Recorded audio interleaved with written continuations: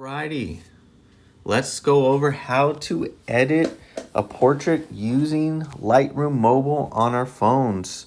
It's not my preferred way. I prefer a computer, but I'm going to show you guys the techniques. The first tutorial is going to be basic edit that you should be doing on every photo, not just portraits. And then the second half, or the second video, is going to be using selective edits that are specific to portrait editing. The selective edits are typically easier on a computer, even a Chromebook. So remember that you can go to lightroom.adobe.com and you can edit stuff there if you want to.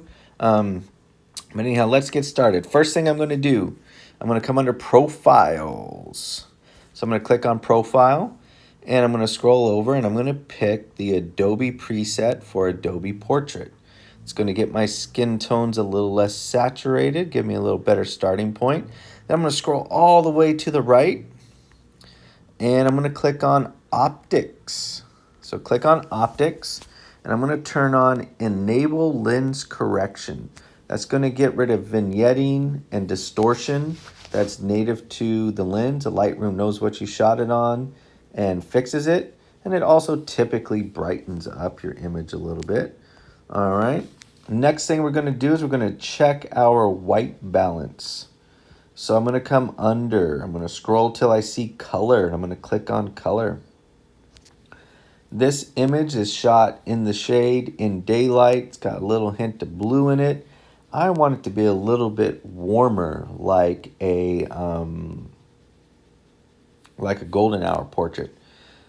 Couple things I can do. If you shot in RAW, which you should be doing, you can always change your white balance, and instead of as shot, I can choose all of these options, and I could say it was shot in the shade like that, right? Which actually warmed up my image. So if I do before, I'm just holding down the picture with my thumb and I'm letting go.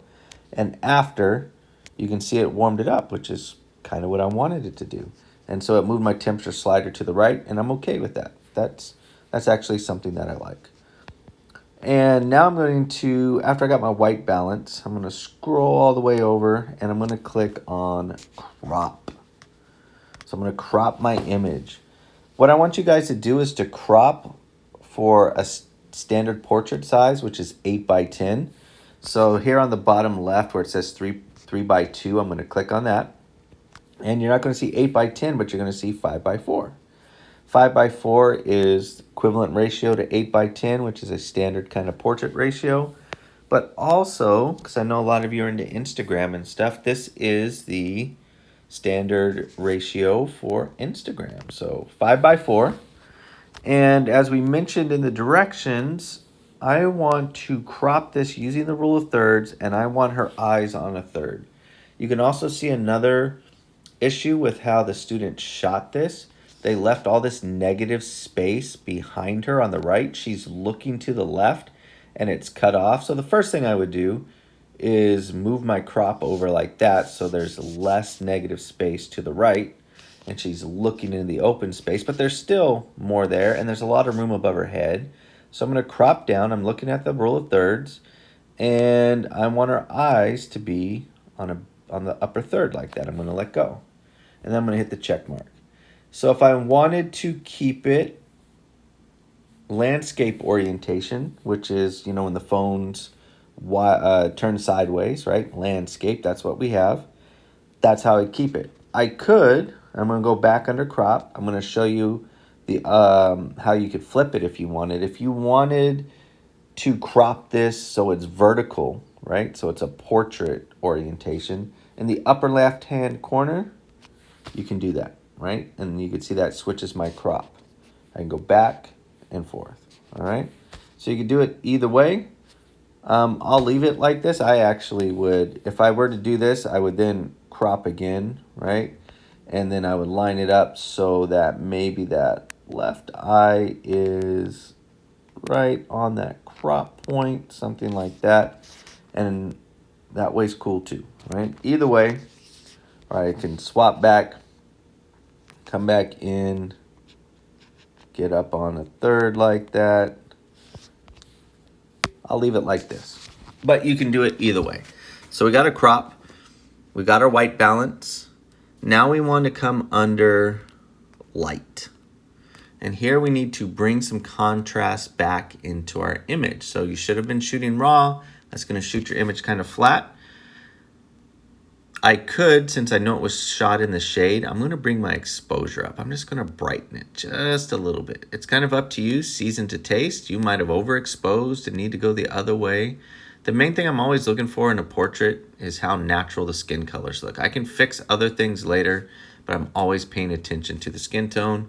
So I'm actually going to pinch a little bit, and I'm just going to zoom in on her face as I make some of these adjustments. Now, I want to increase contrast. I'm going to come down to my whites and the blacks. I'm going to show you how to do this like the scientifically accurate way, which is not always the best way, but the scientifically accurate way within the Lightroom app.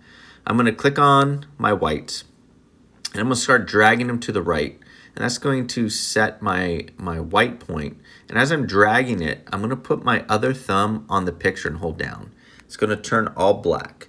And as I move this slider one direction or the other, in my case to the right, which is typical, I'm starting to see some red come out. That means I'm losing detail right there, that I'm blowing that out. I'm overexposing that area essentially. So I'm going to dial that back. I'm going to bring this back until I see nothing, right? And I just have all black. And then I'm going to do the same thing with blacks. I'm going to click on the blacks, thumb on the picture. I'm going to go to the left, and you could see, whoops, right? That would make all that stuff black. We would lose detail in the shadows. So I like to have a little bit of stuff kind of in color. So I'm going to do something like that. And we could do a before and an after. And I might bring that back down a little bit. All right, shadows, we could do the same thing. We could, right, start dragging the shadows, and we can kind of adjust. I'm just going to eyeball it. I'm more particularly like looking in this hair area. I'm going to bring the shadows to the right, so I bring detail out of the hair. And then on the highlights, I'm going to kind of reposition on the face there. I'm going to bring the highlights up a little bit. Again, we can use our thumb if we wanted to, but I'm just going to bring those to the left, right? If you want to brighten or bring some detail, then you can come to the right. It's just kind of based on your image, and I might actually bring mine to the right on this one a little bit. I'm going to bring out some detail in her face. There we go. All right, before, after. So we got the exposure, not too bad. I'm going to come back to color now. So one of the things that Lightroom typically does, and a lot of photos in general, is a little, at least with my iPhone, there's always a little bit too much red in the skin tone. So I'm going to come under my mix right here, or actually on my white balance and on my tint. I'm going to bring it just mine. I'm just bringing it down just a little bit. I'm going to get a little bit of the red out. Then I'm going to come under my mix right here where it says mix. I'm going to click on that.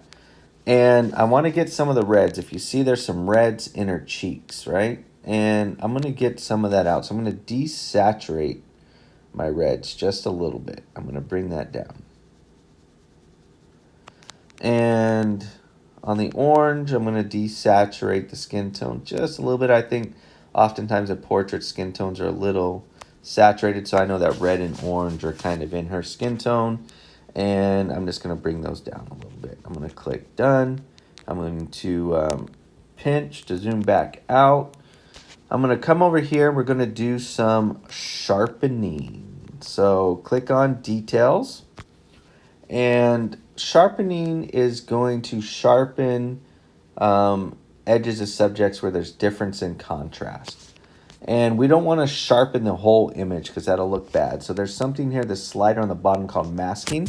I'm going to move that to the right. As I'm moving it, I'm going to put my thumb on the picture, and it's going to sharpen everything that's white. And I only want to sharpen edges. So I'm going to move my masking to the right until like her face and other key parts are black, and then it's white around like the lips, the eyes, and stuff like that. So on this particular image, I'm going to go around 60.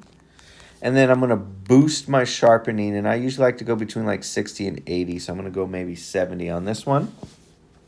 And I can swap that down. I can show you guys the before and the after. So we got a really good basic edit going on right here. So what I'm going to do is I'm going to save this version. So I'm going to swipe all the way over, and right towards the end we're going to see versions, and I'm going to click on versions, and I'm going to create a new version. I'm going to click on create version and call this basic edit and create. And then I'm going to export or share this to, right? I'm going to share to, and I'm going to come under more. I don't have my Flickr app installed. So here's where you would export it to share it out to Flickr. I don't have the Flickr app installed, so I can't share it to Flickr right now. But you're going to share the basic edit version to a Flickr album, Natural Portraits. And then the next video, I'm going to show you, after you share that out, I'm going to show you how to do selective edits. And then you're going to share that version also.